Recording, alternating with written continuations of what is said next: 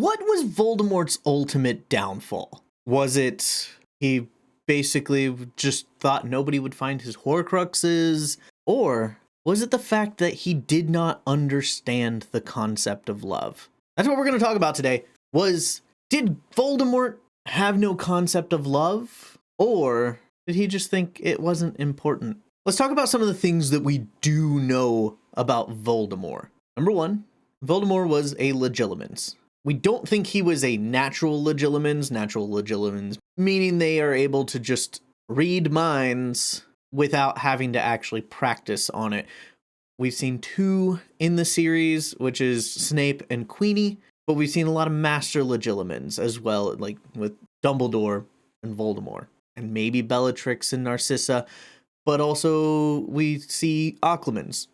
Legilimens mean people who can read minds. Occlumens mean people who can prevent their minds from being read. You don't have to be a good Legilimens to be a good Occlumens and vice versa, but most of the time they come hand in hand, because if you can read a mind, you can understand how to keep your mind from being read. But being an Occlumens is rather important for how this works. So Voldemort prides himself on being able to know when people lie to Lord Voldemort. Do not lie to Lord Voldemort. He knows when you are lying. But we do have two people who successfully lie to Voldemort in the series. One on multitudes of occasions, and one that turned the tide of the war in such a way that Voldemort lost. So let's talk about it. The first one is, of course, Snape. Snape lied to Voldemort on multiple occasions on one small truth that he was hiding, is that he had decided to turn against Voldemort because he cared about Lily. And it's like, okay, Voldemort probably can see, hey, look, I know who you care about. But he doesn't look any further than that, because he thinks caring about people, that's stupid.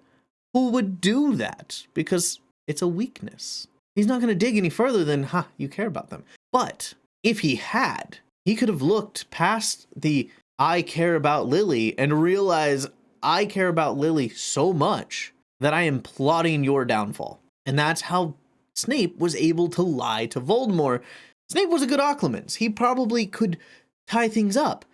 And a normal person facing Voldemort probably doesn't put their loved ones and put secrets behind their loved ones. Because Snape even says, it's not like reading a book. It's going through and finding certain important memories that are locked behind other things, if you think about other things. So Snape knew, if I hide my true reasoning behind my love for Lily, Voldemort won't dig any deeper. But if he were to read one of his other subordinates' minds and see, you do care about someone, he would be able to look at that for the reason, because it's probably classified under fear, because most people who face Voldemort is just like, I'm afraid of you.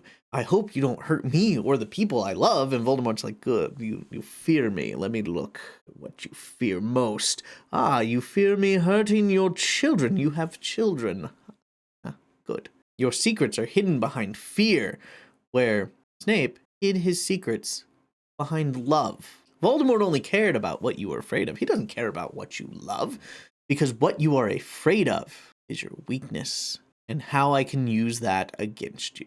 And you're probably thinking, okay, so what does that have to do with Voldemort's downfall? Well, Snape's not the only one who was able to hide a lie behind love. Narcissa Malfoy was also able to hide a lie behind love. When Harry went and faced Voldemort within the Forbidden Forest and just said, I will not fight you, you can kill me, okay, and was laying on the forest floor, Narcissa went over and checked. And what did she do when she checked?